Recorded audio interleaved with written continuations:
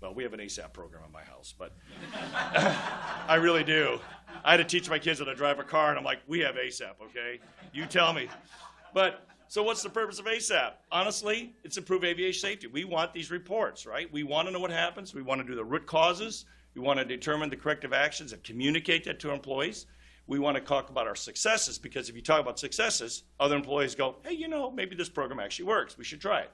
We want to build trust. We have a safety culture has been changed, and we want the trust to have this. So, give you an example. If this was in the back roads of Louisiana, and I'm a pilot driving on the back roads, and I'm driving by, and all of a sudden oh, shoot, I just ran a stop sign. In my culture, as a pilot, the first police station I come to, I'm going to turn in. I'm going to go ahead, I'm going to report myself. And the police officer says, okay, what'd you do? I ran a stop sign. Well, could you fill out the report? Of course. So I fill out the report. In the report, questions are going to ask, were you driving daytime or nighttime? Were you speeding? I mean, let's face it. Were you on your phone? Were you talking? Did you have a passenger in the seat? Did you have a passenger in the back seat? Maybe a little kid crying? How clear were your windows? When was the last car was serviced? We ask lots and lots of questions, because later when we want to query the database, we got to know where we're going. So for instance, in the pilot world, you may know that we allow people on the jump seat. Most of you probably know that, right? So when we fly back today, I'm going to go back to Dallas today, I'm more likely going to be on the jump seat of the airplane because the plane's full. We have this all the time. When I find out there's an error in flight and I call the pilot, one of the first things that we found out is there's probably somebody in the jump seat. If there's somebody in the jump seat, why would that be a problem? Distraction, because what do pilots like to do? Chat. So we actually have a rule. Below 10,000 feet, you will not chat. It's called the sterile cockpit. We have that from climbing and descending. When I fly, I make it 18,000 feet because I want to be extra safe. But the point is, we've gathered this data because we looked at altitude errors, and we started looking at things like, why are the altitude errors? Hey, a lot of times it's a person in the jump seat. Awareness for the pilots. But in our case here, you go and you fill out your stop sign, incident report, you follow all your report, mistakes you made, what the windows, how the color of the windows, your car, everything there. When you walk out, you feel like, well, can't believe we made a mistake. But then the police officer says, don't feel too bad, John. There were 40 other pilots who made the same mistake. What? Yeah, you're not the only guy. So now, yeah, I made a mistake, but maybe we set ourselves up for mistakes, right? That's the key. So the key about ASAP is, I basically just briefed this. The key about ASAP is now the police department is going to go back and take a look at why did these people make errors? Well, let's look at the stop sign. It's covered with trees. Maybe it's been turned by the kids of the neighborhood. It's been faded. It's no longer red. It's pink. Let's cut the trees, change the stop sign, and let's see how we're doing now. And under our safety assurance process, because you're all SMS folks, we're going to find out that, hey, nobody else has ran that stop sign. So we know we're effective in mitigating the risk. So that's how it works in aviation. So what happens when you file a report, it's a voluntary, it's a confidential report. It goes to, typically it'll go to a third party, or in some cases it goes to the airline, but it's all redacted. They have analysts that do it. So when the report comes to the event review committee, which is a member of the company, the regulator, and an employee representative. Could be the union, may not have a union involved, but there'll be somebody from the employee group, because you got to keep it real. You can say this is what we're supposed to do, but let's find out what's really going on. The only way you're going to find out is talk to the employees. So they'll take the report. It's all redacted. They don't have the name. So when I file an ASAP, most of the ASAP people, for instance, in my carrier would know my name, but it's taken off because they don't want people to be biased like, oh, I know him. He's a good guy. Or I know that person. They always make mistakes. So we take that out because we want to look at the event. So this is the ERC. We call it Event Review Committee. Basic purposes, well, let's just tell you again. They're initiated by the group. They're voluntary report of employee. They're reviewed and investigated. That's important. The members work consensus. So every time there's a decision by the ERC, it's by consensus. Do we accept this person? It's by consensus. We always make it. That makes the group always work together because we're in consensus about finding out the safety concerns. So the last part of these basic principles are non-punitive corrective actions. We don't punish the employees. If they put the reports in, they don't get punished. Information regarding this, of course, the successes and the root causes, we're collecting this data because we want to know, typically when I used to fly, if you're getting a lot of flack, you're probably overhead the target. So in this case here, we're starting to get a lot of noise. We know we're getting near something. How do we capture the noise? The employees are telling you where the problems are. Not somebody who's sitting in a cubicle who thinks they know where the problem is. These are employees telling you this is a problem. So for instance, look at things like altitude deviations. Almost 98% of altitude deviations are unknown to the FAA and the company many times. Because what happens, you get off altitude a little bit, they call you and you go, oh yeah, I'm correcting back to 38,000 feet. Okay, so that's just one thing. But you start adding them together, they don't really know why, because we'd like to find out why are there altitude deviations. So here's one that happened. I'm going to show you a few events that have happened and some examples. So here's a case where a crew captain flies down to Port-au-Prince. He goes there all the time. He's very familiar with the surroundings. He takes a couple weeks vacation. When he comes back, there's a tower that's being built on the runway. In fact, if you look closely, here's the tower right there. Some of the pictures over here. We do allow pictures in the ASAP program if it's used for safety. Captain took these pictures of the tower. The local mayor actually had built a tower without any permission. So, this was a threat that was out there. It's a hazard. And so what happened is, they end up contacting the right people, and part of the ERC is the regulator, which is the FAA. The FAA made their contacts. Next thing you know, the tower's coming down. We've improved safety dramatically because not worried about a tower for landing. I'm worried about the tower when I take off, because if I lose an engine, I don't want to hit the tower. Turns out the mayor actually built the tower so he could hear the New York Yankees. That's why he built it. On his radio. This was was it. So let's take another example. Perfect case here. So we were talking about Memphis, Tennessee. This is a arrival that goes into Memphis, Tennessee. These are all the corner points for those that don't fly. That basically airplanes will come to a corner point and it will flow us into landing into Memphis over here. So notice the title of this arrival here. How do you think you say that in Memphis? Memphis is blues, right? Memphis is famous for the blues, barbecue, and Elvis Presley. And my son lives there. But blues, barbecue, and Elvis Presley. So think about it. You're flying the Blues 1 RNAV arrival. You're at night, maybe a little tired. You're flying along, and you're over here somewhere, and the controller says you're clear direct to the Blues intersection. It's fair enough. Well, one of the pilots has this approach plate, this arrival chart up. The other pilot is looking at his approach plate for the landing runway right here. Look at the approach plate. Memphis, Blues. They're spelled differently, but they're pronounced the same. So I've been cleared direct Blues. I have a 50-50 chance of getting it right. This crew got it wrong. So they went over to this Blues over here. Not a good idea. The folks at FedEx weren't too happy. We kind of cut through the swarm of them landing at Memphis. So the point is did the crew make a mistake? Yes, they did. Did we set them up for it? We probably did, right? So let's fix it. So we get this report in. It's pretty obvious what the issue is here. Let's change the name, put the report in. The ASAP ERC rules it, tells the crew, hey, you made a mistake. Next time, there's better ways to confirm it. Meantime, we'll change the approach plate. So if you look at it now, today, it says McBee. Notice Elvis is still on the approach plate. It was still there. I argued we got to keep Elvis, right? Because when Elvis is in the town, yeah, you got to do that. So, highlights. You have 24 hours to make a report. So if you make a mistake, you have 24 hours to tell somebody. You can't wait till you get a letter from the FAA that says, hey, you guys violated something 4 weeks ago. A little late. You've got to make your report. It's kind of a quid pro quo, right? You tell us, we're going to give you protection. You have 24 hours. Analyst identifies the report. They score it for the severity because we have 1,000 reports. So we want to do a little triage, right? More serious risk we want to deal with versus the very low risk. That's kind of the process there. They score the report, determine acceptance. Sometimes you get a report that comes in, you go, you know what, there is so much to this, let's bring the crew in for a debrief. We don't say interview, because interview sounds like you're seeing the police. We say debrief, really low key. Bring the folks in for a debrief, we start peeling back the bark, find out what really happened here. We get all kinds of great safety lessons about what really happened. It's always a win-win for everybody. And then we use the data to identify trends, and it's a win-win for all. I'm telling you, this is a great program. We use it in other forms of aviation, of course, not just the pilots have it, the flight attendants have it. We also have it for the mechanics and also for our dispatchers. And some of the airlines, to their credit, have a below-the-wing ASAP program for the folks working on the ramp. Is it successful? I say it's highly successful. So take a look at this one here. The flight attendant shows up to work, and she goes and tells the captain, you know, I'm looking at this wing exit here, and that armrest just doesn't look right. Because the armrest really should be over here. So Captain kind of looks at it and says, well, you know what? Yeah, it looks a little goofy, but we're going. So flight attendant was very unhappy because she kind of felt like he brushed off her safety concern because she felt this was a safety concern. Quite frankly, as a pilot, I looked at it and go, yeah, what's the big deal? It looks goofy, but what up? So when we fixed it and looked at it with maintenance, found the issue, turns out they were incorrectly placed. Is that a safety issue? Well, from the average person like you, like a pilot, I go, what's the big deal?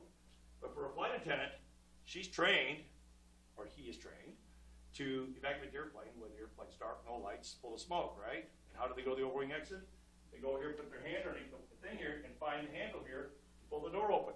Well, if you had the previous example, they might do it, and there's no handle. So was it a safety concern? You better believe it. It's easy to brush it off, but this is the real deal. And of course, whenever you have one of these, what's the next step I probably should do?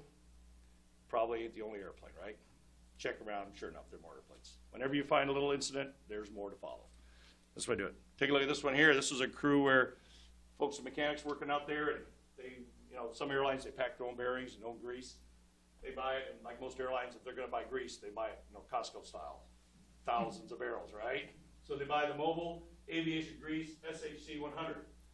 This is what we've been using for thousands of years. They ran out, finally got to buy some new stuff. Well, Mobile says we got the best of the market right now, and now it's mobile aviation grease, mobile SHC 100, which, of course, sounds very similar to SHC 100 here.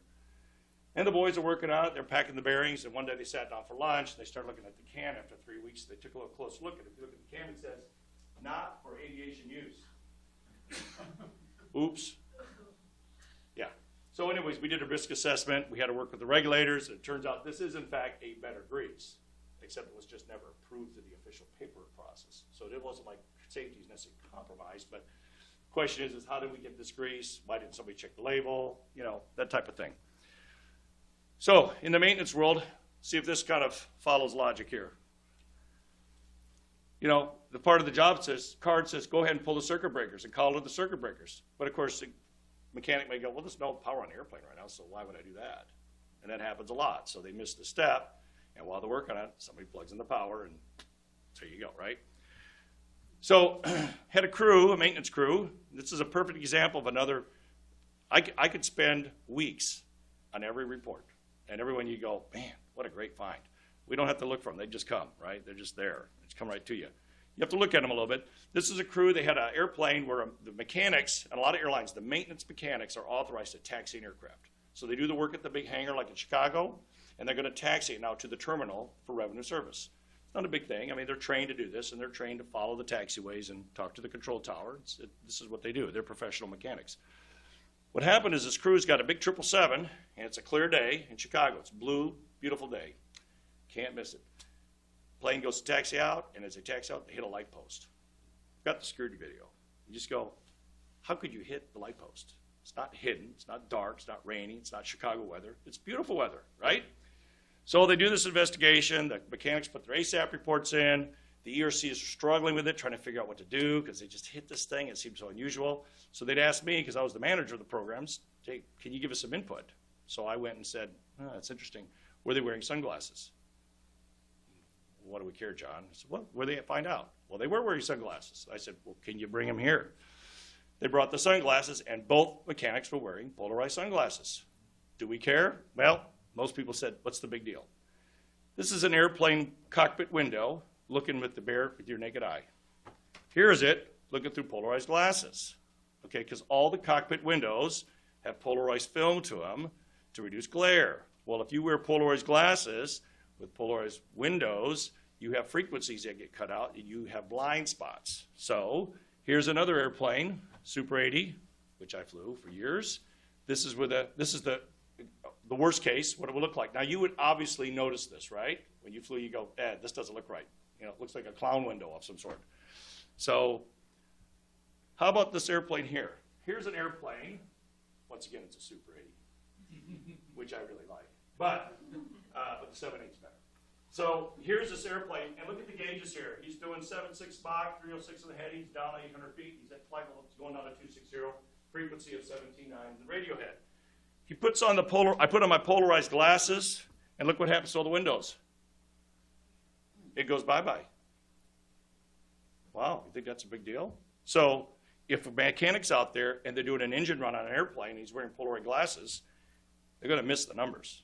So what happened was, we found out right away, is all pilots, from the day I started pilot training in the Air Force, we know don't wear polarized glasses. I found out on my first ride, don't do it, because you're going to miss an airplane out there, and instructor says, you see the aircraft 2 o'clock? I don't see him. Get my eyes checked. Take your sunglasses off. Oh, there he is. So get rid of the sunglasses.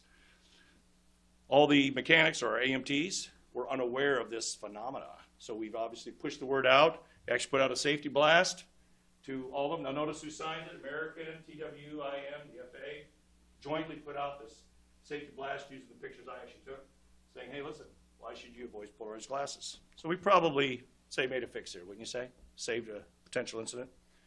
Who's benefiting? Well, the organizations benefit, of course, the regulator, the airline, employee groups, employees, but who benefits the most? Well, I would say the flying public, because we've increased safety. A lot of good safety stuff. So what happens is, we found out through ASAP, here are areas where we make errors, where we make mistakes. How can we fix it? We actually started having better information going to manufacturers. So for instance, take a look at this. This is on the 787. It's called a closed loop checklist. We all love checklists in aviation. You probably all know it, right? We do a checklist for everything, but it keeps us safe. We do checklists for a lot. But people do make mistakes in checklists because they miss some, particularly if they're in a hurry, engine fires going on, you get a little excited, you miss something.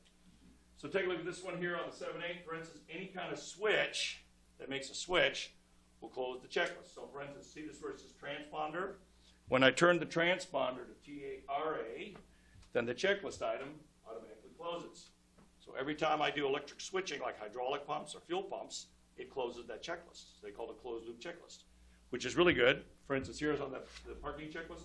All these items are accomplished when you do them electronically, flipping switches, whatever you do. So the checklist gets completed, and there's less room for error. In fact, if I miss one, the checklist goes back and says, hey, you missed me. So if we have an engine fire in flight, and we follow the procedures, and we miss something, it tells us you forgot to do this, John. So it's a great way, another safety enhancement that we got because now we're aware of the fact through ASAP, people miss things. What I really like about ASAP, it's part of the SMS process. I'm sure you all love SMS, but it is part of the ASAP it's part of the SMS process. It's part of safety assurance. And so this was a crew that was coming into Las Vegas late at night. And they're coming in this way here. They had never really been to Vegas. If you've ever been to Vegas, it's in the middle of the desert, lots of lights, but it's the only lights around. Well, as they're flying into Las Vegas, the lights all went away. Well, I used to fly low levels in the Air Force, and the only reason the lights go away is either there's a massive power outage, probably not, or there's a big rock between you and the city. So they're blasting over here like this. See this big rock here? Well, they failed to recognize the altitude of the rock here. They made a mistake here. So they made a mistake. But you know, we're professional pilots, and I just was a little bit like, well, I'm at a loss here how you can do this. I know it's your first time in Vegas, but, well, it turned out the crew, we just got these iPads, and now we don't use paper, we have iPads. And the crew, because they're younger than me, and the bright white light they don't like, they went to the nighttime mode. Well, I'd never use nighttime mode. What happens if you go to nighttime mode? All the dark becomes blue, and all the water becomes rocks. The iPad wasn't built for aviation. iPad was built, started in April 2010. It's the fastest selling product in mankind, but it wasn't built for aviation. But when you do things like go to the nighttime mode or inverse colors, you get this kind of thing. Could it affect your world? It could, because we're putting everything on the iPads, right? And if you're looking at a diagram of how to do something, and it's going to show red and green fluid, you go to inverse, the colors change. So rather than wait for the accident to come out, we actually captured it through here, which is perfect, because now we've got a way to mitigate this risk. So this sounds like a great program, but not everybody gets accepted. If it's inadvertent, like you intentionally, like I go to St. Louis, and I look at that arch and I go, I like that arch. I'm going to fly underneath the arch. If I fly underneath the arch, okay, not only will the NTSB be unhappy, but so will everybody else, because I flew under the arch. Now, let's face it, it'll be the best YouTube video in the world, right? But it'll be cool. That one doesn't count. You're out. If you don't submit it in a timely manner, if you wait till 4 weeks later to submit it, yeah, that doesn't really count. And of course, you have things like, you have things what we call the big five. If there's alcohol, drugs, substance abuse, criminal activity, if you use that, you're out. And we very, very, very rarely ever have anything like that. Not just our airline, all the airlines. That's just not a big thing. In the interest of keeping everybody happy, in aviation, all the carriers that I mentioned have to be SMS compliant as of March of this past year. And this is what it looks like. We call them five, what's actually the 4 components. This has just been changed because of the Part 5 ruling, but we have 4 components to SMS: policy, risk management, safety assurance, and safety promotion. Fairly obvious what they are. The whole ASAP program really falls under safety assurance with some spill into the risk management word, because if you do a mitigation of a risk, You want to know you're effective? ASAP will help tell you if it's actually working or not. So, in 2017 was the safest year in history. Actually, there was no passenger fatalities in the world for the most part. Now, there are planes that were shot down. Can't help that. But safety-wise, you know that's the case. We obviously had a fatality this past year at Southwest. But you know what? The industry's already working at fixes for it.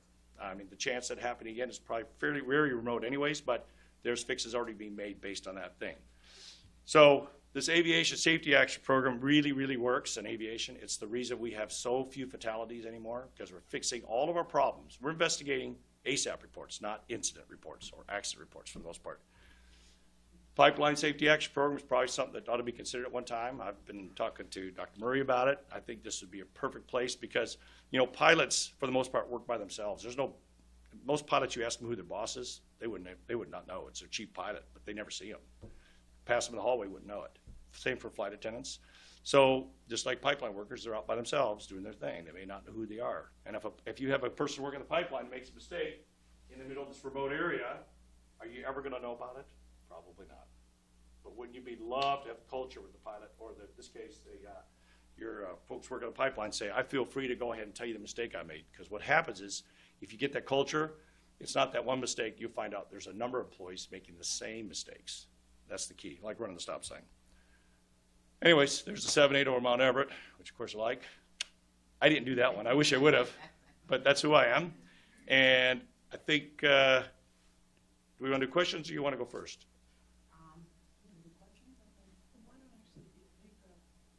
Okay, so if you guys will hold your questions, Dr. Murray will brief here, and she'll have to figure out how to,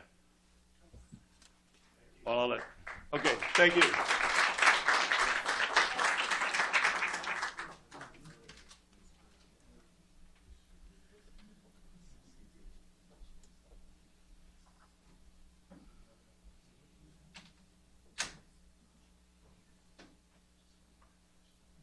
Christie, do you have slides? Did you give them to me? No, I didn't give him the call yesterday. Okay, let me go get them.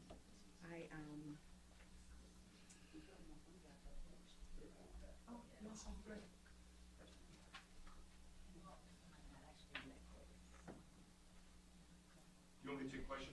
While you're Yes, Yeah. if you Okay. wouldn't mind. Thanks. So, who's got questions? I see, yes, sir. So two things. One, a clarification. How is this different than PIREP for general aviation? Is that the separation is more the commercial side? No, PIREP is what we call a pilot report. Right. And that's when I'm flying along and I have turbulence of 380 and I go, ATC, listen, this is American 742 and I'm experiencing turbulence of 380 right over the state of Colorado. They go, Roger. They tell all the other pilots, hey, avoid Colorado at 380. We dispatch. So a PIREP is more weather related, or, you know, you have birds on, hey, there's birds at Austin here. You know, everybody be wise of birds. It's kind of one of those things we're texting each other going, don't do that. So, Go ahead. More of the question then, you mentioned something at the very beginning that whenever this first started, you thought, there's no way I'm doing this. And now, this is like eating a peanut butter and jelly sandwich. What do you think changed? Or can you attribute it to one or two things that you think changed to get to that point? Or is it just a matter of time that happened? It takes time. I mean, for a pilot, if I go the wrong way holding, quite frankly, if the FAA wants to do certificate action, they can tow my certificate for a month, 3 months. If I don't have a certificate, I can't come to work. And the airline could even fire me. So after a while, the incentive becomes, yeah, we probably ought to tell something, but yeah, I don't want to tell everything because I don't want to get in trouble. Well, once you have something like the iPad thing that happened, and you publicize it to all your employees, that, hey, we're not going to do this anymore, and here we tell you why. Oh, and by the way, we found out this through ASAP.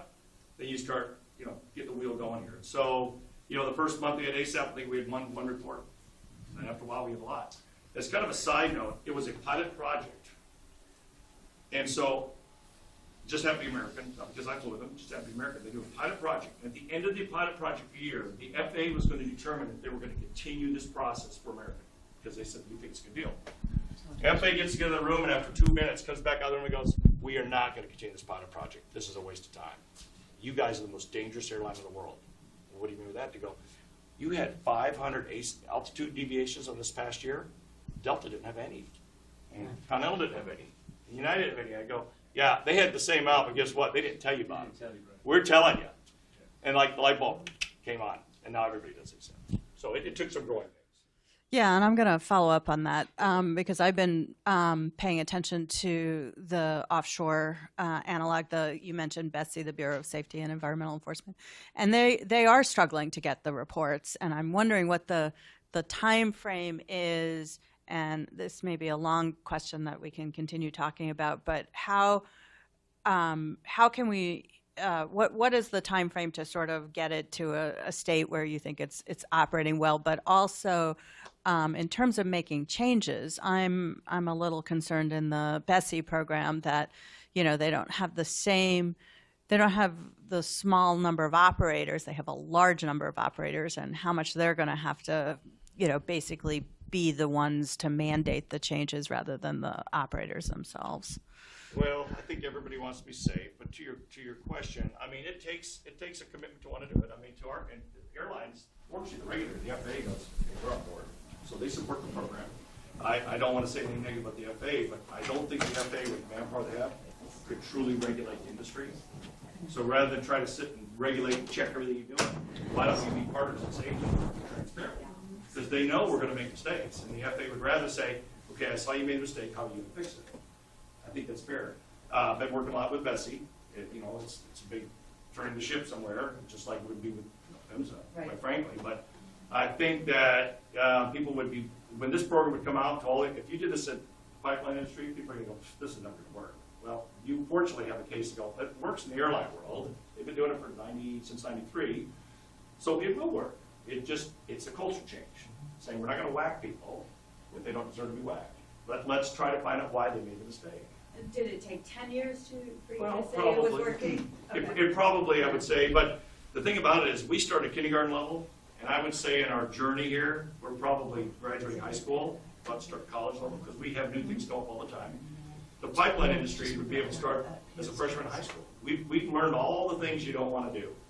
We've learned all the bad stuff. In fact, while they're doing this, to give you purposes with the mechanics.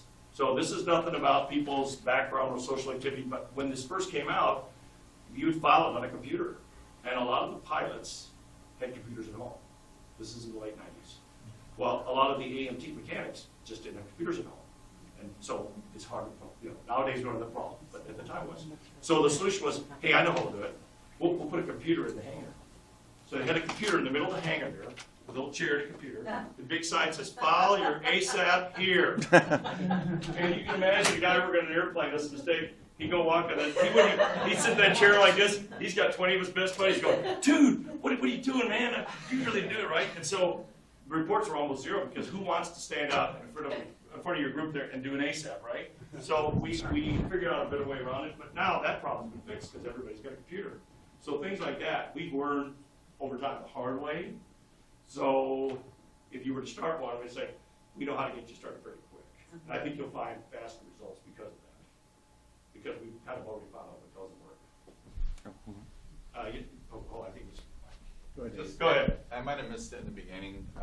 Funding, how is it funded, and the data, how's it managed again? Okay, so that's a good question. So the funding is such, the funding, so the airlines, it could have been anybody, but the airlines have pretty much said, we'll manage the program. That doesn't mean that they're in charge of it. They manage the program. They provide the analysts, so there's a cost to the corporation there. There's a cost to the FAA because the person on the ERC has to be trained. So the FAA has to designate a person, say, okay, you're not going to be monitoring people in this role. You're going to be an ASAP ERC member. So there's a minimal cost to the government. There's a minimal cost to the employees. The union guys, they got to get time off to do this. So usually the company will pick up the tab, or sometimes they split it with the union. It's for safety, so it's not really a problem. But all this data comes in. And of course, what we do in the airlines, each airline analyzes their data and looking at your data, looking for the noise, let's say.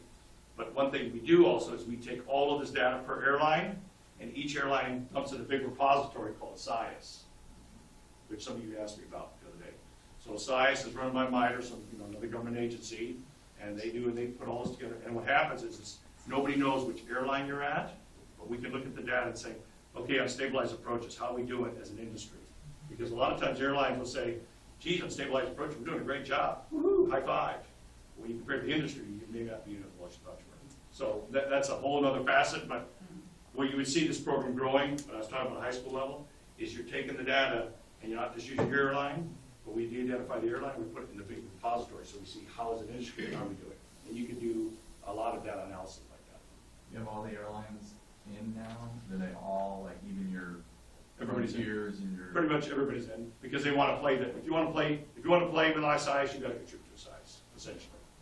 But just as a caveat, so because people are always worried about things. So if I want to do, we call it the rule of threes.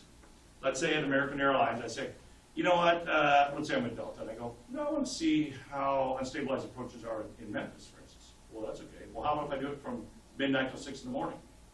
Well, who's the carrier flying it? It's FedEx, right? So it's not fair. So it has to be 3 carriers, be the same. So if I want to pull up the data for like Love Field in Dallas, I can't pull anything up because we all have a self-pledge, right?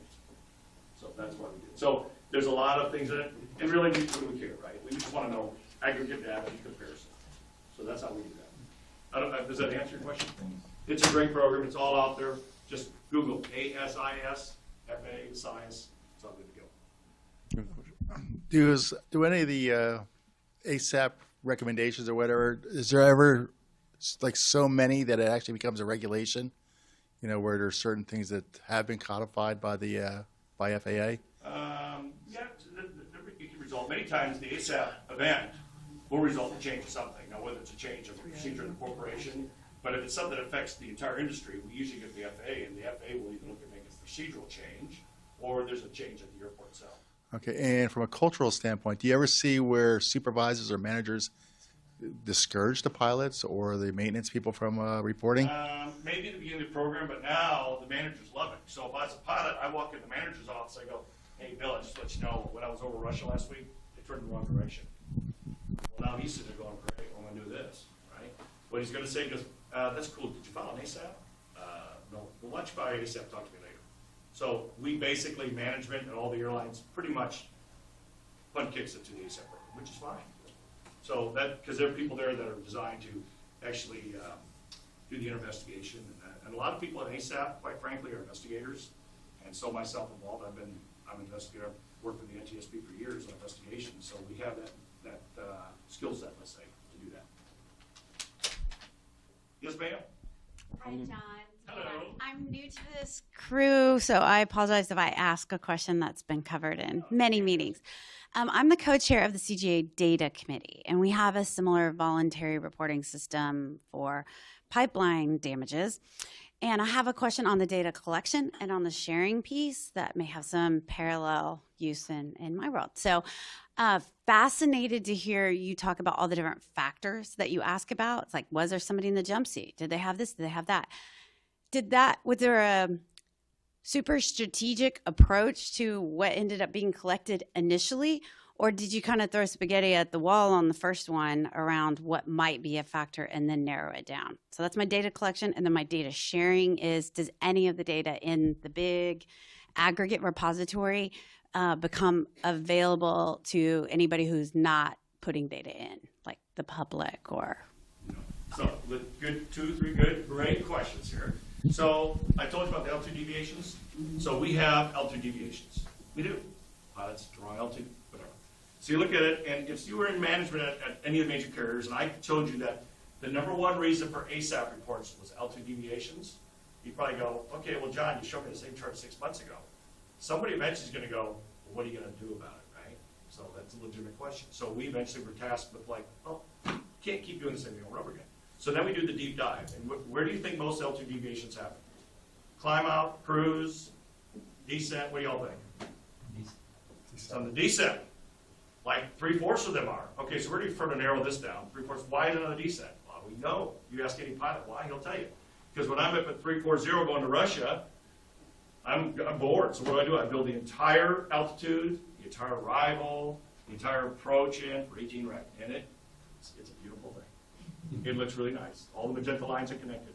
I'm blasted out at 17,000 feet doing the job. The caller goes up and goes, hey, John, instead of going 18 right, why don't you go to runway 17 left to Dallas? We're going to help you out.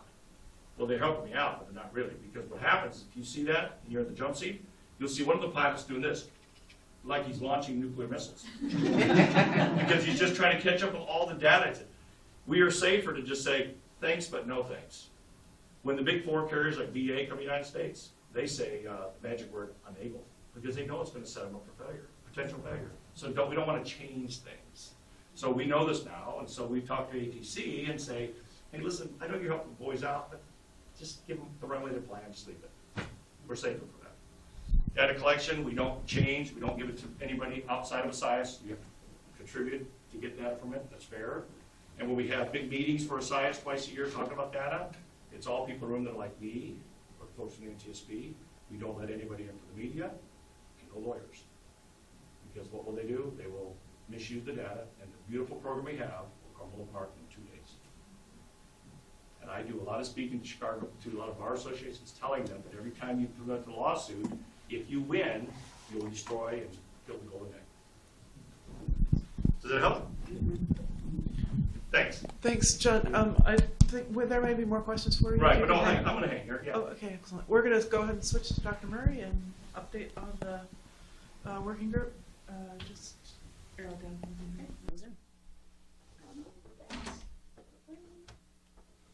All right. Well, good morning. I'm Christie Murray, and I will go ahead and manage your expectation up front. I'm following behind Mr. DeLeeuw, so I will not be as exciting as he has been, but hopefully you'll find some golden nuggets in my presentation. I talked earlier, I'm the director of our Outreach and Engagement group here at PHMSA, and the Voluntary Information Sharing System program is one of the programs under our umbrella. And I just want to start with just a little overview about how that came to be.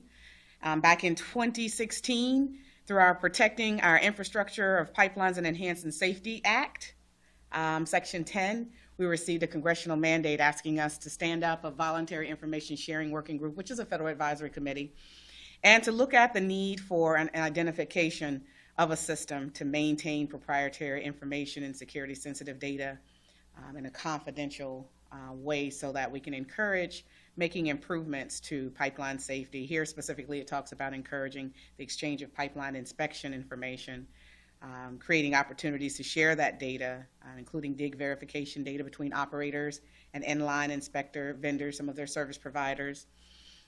We were also tasked to look at options to create a secure system that, and you see protecting the data come up several times, just even in the mandate, that protects proprietary data, making sure that there's a means to share best practices of that protected data in a secure manner, and also to look at the funding, legal, and regulatory implications of the entire sharing initiative. So at the end of 2016, PHMSA worked really hard to stand up this advisory committee that will take a look at some of these issues. So over the past year, 2 years, we have actively worked with the advisory committee to get organized around what is going to be the true focus and scope of what it is. One of the earlier things the advisory committee did was say, let's talk about voluntary information sharing system and needs in the pipeline industry. That's when we brought in great speakers such as Mr. DeLeeuw and others across different industries to understand their voluntary information sharing approaches they've taken to learn from those. And then the advisory committee voted and agreed that there is absolutely a need for an information sharing system in the pipeline industry. So with that premise, the group decided, okay, well, how do we get organized around it? And what do we really think our primary focus and scope should be? And then the group decided, hey, we really need a strategic mission statement. And some of the things that you'll see highlighted here, and I won't read it in its entirety, but ultimately this group has been tasked with providing the Secretary of Transportation recommendations on a voluntary information sharing working group or information sharing system. And it has to be secure, of course, voluntary in nature. It has to encourage the collection and analysis of integrity, inspection, and risk assessment information. But I think there are some areas that were expanded based on what the advisory committee recommended to include improving pipeline safety overall. The mandate specifically talked about gas transmission and hazardous liquid lines, but it was silent on gas distribution. And so with some of our more passionate advisory committee members, it was agreed upon that gas distribution should also be included and what's looked at if we really want to be comprehensive in the pipeline industry. The group also had consensus that it should be measurable, and the intent of whatever system that is developed should be collaborative. It should have a collaborative environment associated with it, and it should also look to facilitate technological advancements, but ultimately lead to actionable outcomes. And there's some themes with that and what you heard from Mr. DeLeeuw about what are you doing with that information. And so I think the VIS working group was really, it really resonated that we not only want to collect it and understand what some of the lessons learned are, but what are we going to do to make a difference? So talk a little bit about the composition of the working group. So Congress was very specific, and the types of representatives who should make up this working group. There's currently 25 members who were appointed by the Secretary of Transportation. I serve as a designated federal official, and some of you may know Commissioner Diane Berman with the New York State Public Utility Commission. She serves as the chair of the working group, and she's a member of the committee. But Congress was very clear that PHMSA needed to be a part of the working group. We needed industry stakeholders listed here. They were adamant about having safety advocacy groups represented, research institutions, and so forth. And so those entities certainly are represented in that 25-member Federal Advisory Committee. One of the things I want to talk about is some of the discussions that the advisory group has had, listening to some of the different dialogue between some of the speakers we've brought in to share insights. There's a lot of value in establishing information sharing system that's voluntary in the pipeline industry. It certainly helps to underscore the importance of how do we protect critical underground infrastructure. Also, there was a joint acknowledgement that sharing will strengthen the resiliency in the pipeline industry. There's a lot of connections back to some of the things we've talked about at this conference related to public engagement and trust. And I think the value of this will help to support building trust in the long run. It's certainly value added to actively seek new ways to collaborate and communicate, whether it's at a company level all the way through an industry level, including regulators and so forth, as an opportunity to communicate and focus on being proactive and looking forward. And just listening to Mr. DeLeeuw and some of the things he shared, it was very much future focused. You learn, you take action. How do we make sure that we don't have those same things keep happening over and over again? And I think those really resonated with the working group. And he talked a lot about SMS and how SMS underpin a lot of the work that ASAP represents. And I'll say that even in the pipeline industry, having an SMS framework certainly has a strong connection with voluntary information sharing work that we're seeing develop as the committee is taking on their recommendations. Specifically, the connections that really stuck out were the focus on improving pipeline safety through exchanging relevant safety information, sharing of lessons learned and best practices, leveraging various stakeholders and building those relationships, and of course, continuing to foster continuous improvement and making our industry safer. Now, I want to put in a disclaimer. I actually took this next picture from one of the preliminary pre-decisional recommendations that the advisory committee is working on. But I thought, since I just talked about continuous improvement, that this was very indicative of where we're likely to see some of the recommendations go, or at least it makes sense in terms of some of the things that the working group is talking about. Definitely starting out with what information needs to be shared. Looking at that, having that information, whatever agreed upon types of information that the recommendations will get support from with whatever governing body is stood up, they'll have to make a determination on what information needs to be shared. Once that information starts to come in, they'll have to look at how do we verify the quality of that data? How do we make sure we strip out who specifically was related to some of the near misses and incidents or whatever reporting actions that come in? How do we de-identify that data? And then how do we look at it in terms of analysis and any sort of corrective action or mitigations that may come out of that in the evaluation process. And then you continue to move forward with the program that way. So this, to me, was very striking. I think it certainly underscores the importance of SMS, even in what's being talked about, preliminarily talked about. Now, I will say in a few minutes, I'm going to talk about some of the high-level conceptual ideas that the working group is teeing up. I won't necessarily speak in terms of direct recommendations, but more categorical topical areas that they're likely to take on as a part of their recommendation report. To get organized to help create those recommendations and to ultimately develop that recommendation report, earlier this year, 7 subcommittees were established. So most of the parent committee members are broken out and divided into the 7 subcommittees that you see listed here. The Mission and Objectives Subcommittee is taking on that mission statement I showed earlier and helping to put shape around what the scope of this initiative is about. And they're also looking at the governance structure.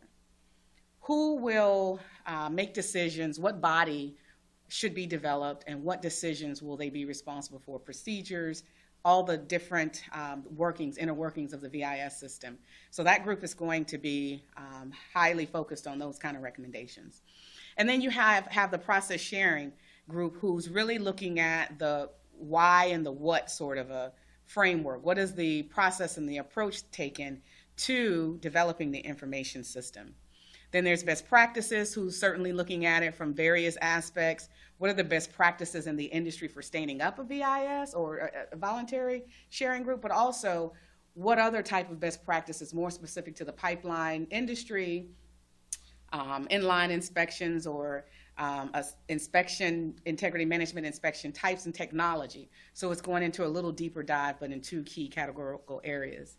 And then there's a technology and R&D group. They're looking at the technology that will be needed to stand up a voluntary information sharing group and technological challenges and needs as it pertains to pipeline safety operations and integrity management. So again, twofold approach to that. And here I have training and qualification, but that group has since changed its name to Competency, Awareness, and Training, which aligns very well with the language used in the pipeline safety management system. And they're looking at who will be needed, what kind of individuals will perform the analysis, who will be working with the data. How do we make sure that the people who may submit into the information sharing understands what that should look like and how best to, what needs to be submitted and how to get it submitted. They're also looking at the individuals who may be de-identifying data and performing analysis on that data, what kind of skills and competencies and training is needed for those individuals. But also they're looking at how do they motivate operators? What is the business case and what is the provocative proposal you're going to make to operators to voluntarily share their information? So they're taking on those kind of recommendations. And then important would be the 6th one, which is the regulatory, funding, and legal. And that's headed up and chaired by Randy Parker with Kinder Morgan. And they're looking at issues related to what framework, what are the gaps in the existing regulations today and statutory language that might make it difficult to stand up this sort of information sharing working group? And how do the recommendations that come forward, how can those help to make it easier for regulators to understand how they will access or how they may handle information, making sure that the proprietary issues, the non-punitive issues, confidentiality issues, security issues are addressed in the legal framework. And then also, who's going to pay for it? Who's going to make the decisions about, who's going to be authorized to make the decisions about how this will work, the procedures, who the players will be, and the funding. So there's a lot of conversations around that, and I'll get into some of those topical areas in just a second. And then the reporting subcommittee, which Dr. Simona Perry in the back is actually the chair of, they're looking at the report itself. How do we bring in all the different sections of the recommendation report, and so to make sure that it's holistically depicted, it's a common voice to all the sections. So they're pulling in all the other subcommittee components, but they're making sure that it has a one voice and a consolidated approach to what may be shared with the secretary. Just a snapshot of some of the things that's taken place. This advisory committee has met a lot this year, just this year alone. Starting back in early February, where we got the subcommittees established and had several face-to-face meetings since then, and those are listed here. If this presentation is made available, if you click those blue links, it'll take you to the meeting page where you can find all sorts of information and documents on each one of those meetings and the transcripts associated with those. We've had a number of guest speakers come in and really help to provide some robust insights into some of the things that will likely come out of the recommendations. And right now, the subcommittees and the parent committee are busy drafting the report, busy finalizing the recommendations that will be depicted in the report. And the overall intent, and we're hoping we can stay on track, is to try to have the final report finished by the end of this year. PHMSA has reauthorization coming up soon, and ideally, it wouldn't be a surprise if some of the recommendations, I'm not sure how it'll look, but we may see some of those again in our future crystal ball. So the timing is in alignment with some of those upcoming things. I'll put in my plug now. Join us. We do have several more meetings coming up this fall in November in our DC headquarters building. And if you click the link at the bottom, it'll take you to the registration for those. Those are public meetings. So if you're curious and want to hear more about the recommendations, happy to have you join us and really start. I think now is a critical time to come in and listen, because a lot of the busy work with the subcommittees are starting to come back together, and we're starting to get a better full picture of how the recommendations will align with each other. So to talk a little bit about the recommendations, so as we work with the advisory committee to tee up those, these are the key focal areas that you'll likely see recommendations come out of, and they're directly aligned with the subcommittees I introduced a few minutes ago too. So I'll talk about each one of those areas and just give you a little bit of insight into some of the things that they're taking on. I'll start with mission and objectives.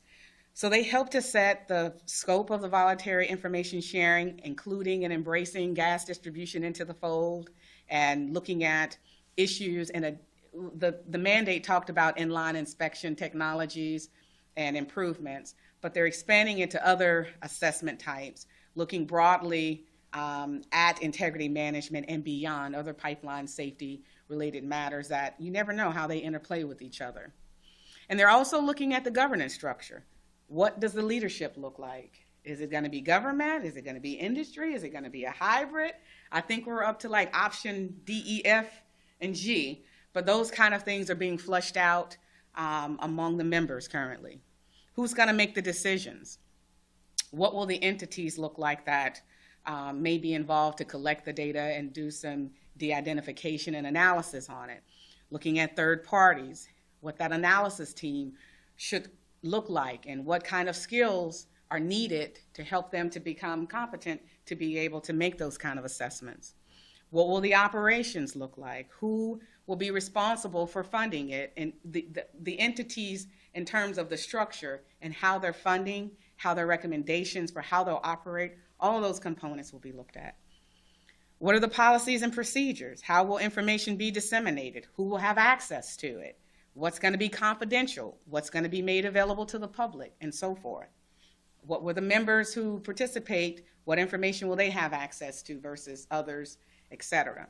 And of course, when you talk about governance, you have to talk about the funding, complementary funding components of that at the same time. Which takes me to the next one, because those are very much very complementary subcommittees. They have to really talk across the aisle with their recommendations. So the legal funding and the regulatory funding and legal subcommittee is tasked with establishing the governance structure in terms of the regulatory actions that may be needed. I'm not saying that this will be the case, but it might actually be likely that there could be, in the appendices of the report, draft language that might be considered as the report moves forward. But we'll see how that takes shape.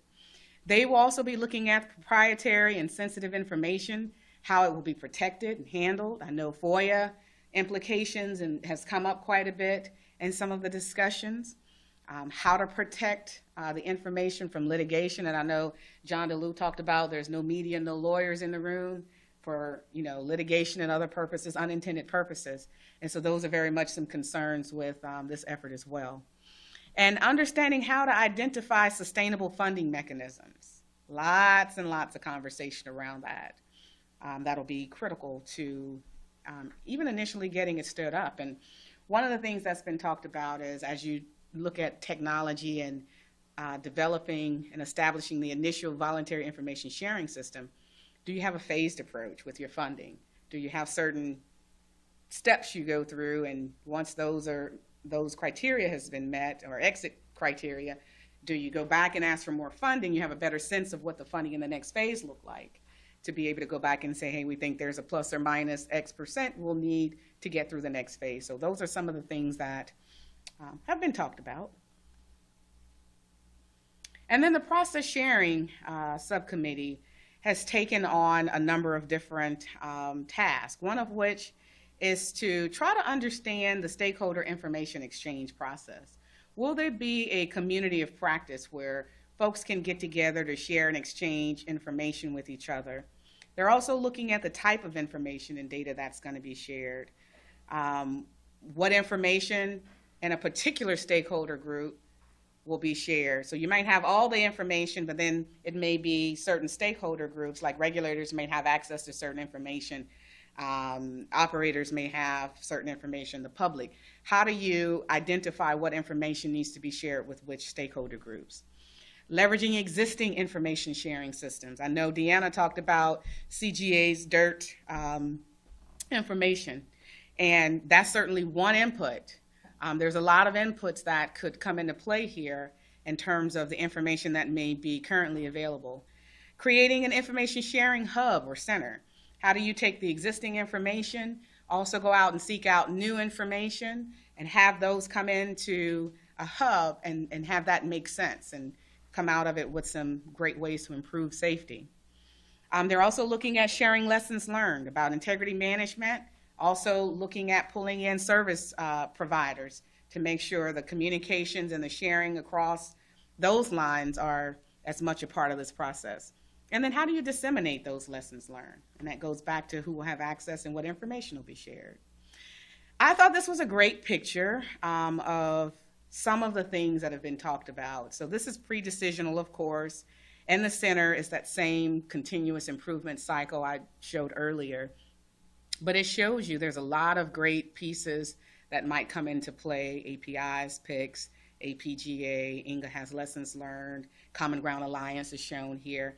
But then there are service provider and more technological information sharing or reporting information systems that are out there today that has information. And then how do you pull in other pieces? You even see pipeline operators.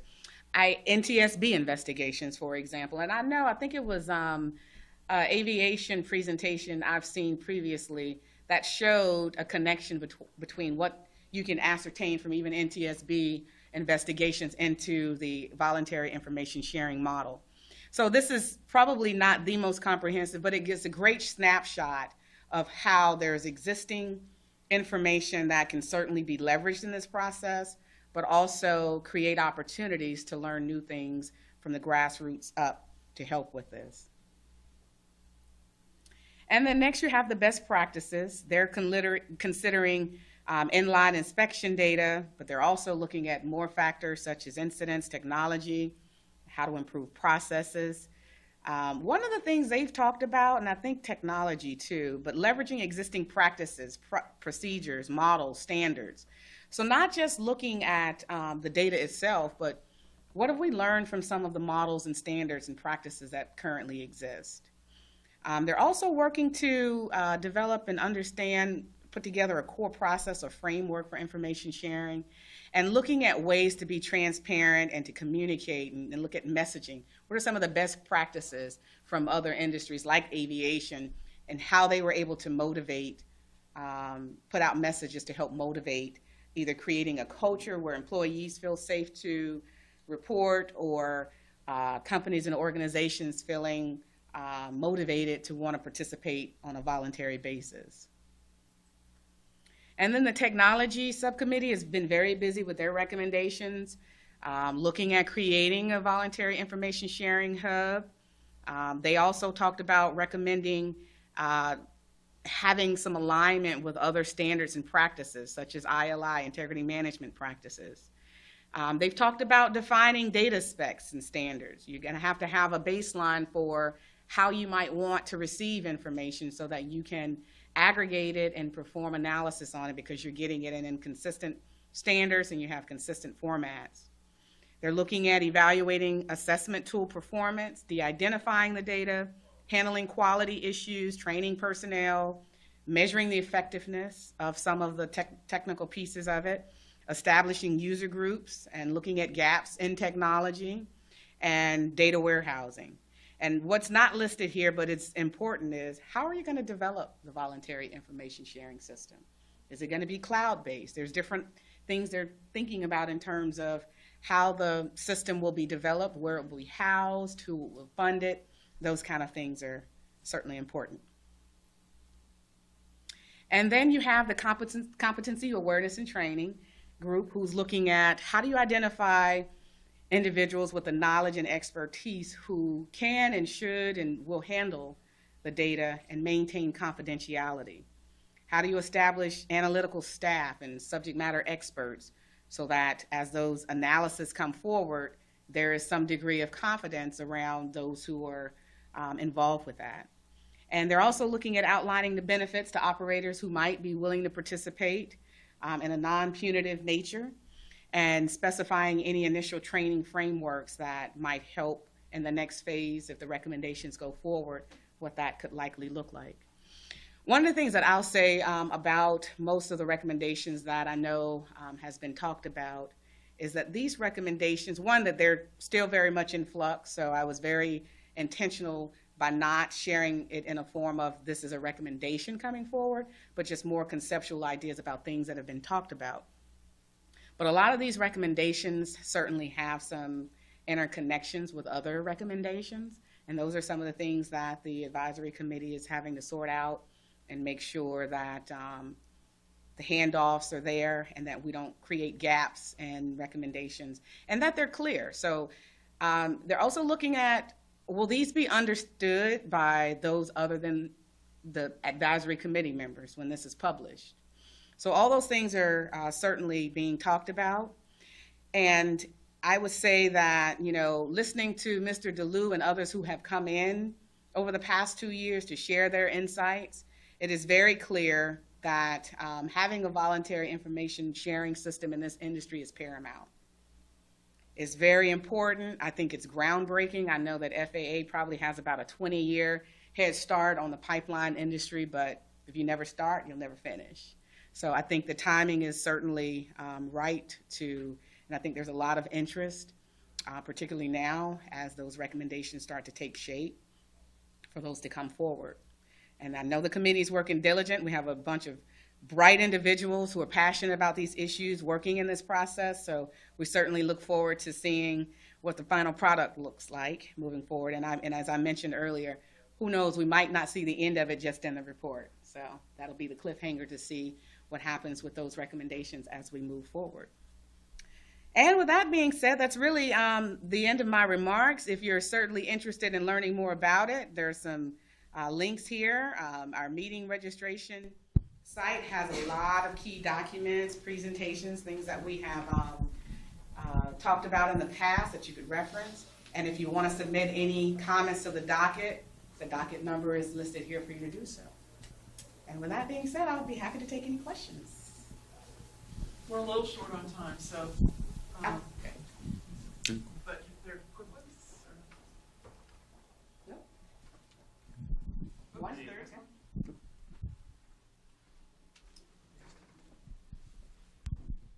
So maybe I missed it, but I think the big difference that I see in FAA is that those are individual company employees making reports, and what I'm seeing here is much more of like a company level of reporting, right? So is there a part of this where there's similar to the FAA, where there's like the individual level reporting kind of coming up to our regulator on this? And I think you'll see some of that come out in the recommendations.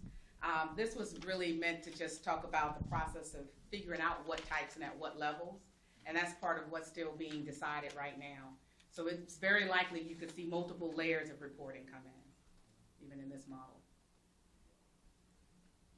Okay. Quick question. How is this gonna, how does the committee foresee this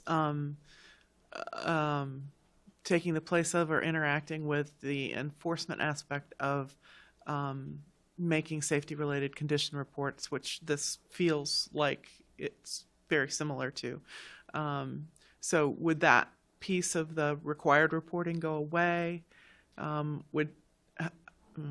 This won't interfere with required reporting because this is voluntary in nature. I know some of the conversations that we've had as a part of the group's discussions is making sure that there is a delineation between existing compliance requirements and what's going to take place in the voluntary environment under VIS. So they won't necessarily relieve any obligation for required reporting as it stands today. One of the key things that we're hearing discussions about is making sure that however this voluntary information sharing group is stood up, that is independent of regulators' inspection and enforcement or oversight program. So that's going to be an important distinction as we move forward. So we're running a little late. I want to thank our speakers. If you'd join me in thanking them. There's a short break now, and then we reconvene for 2 general sessions in the big room.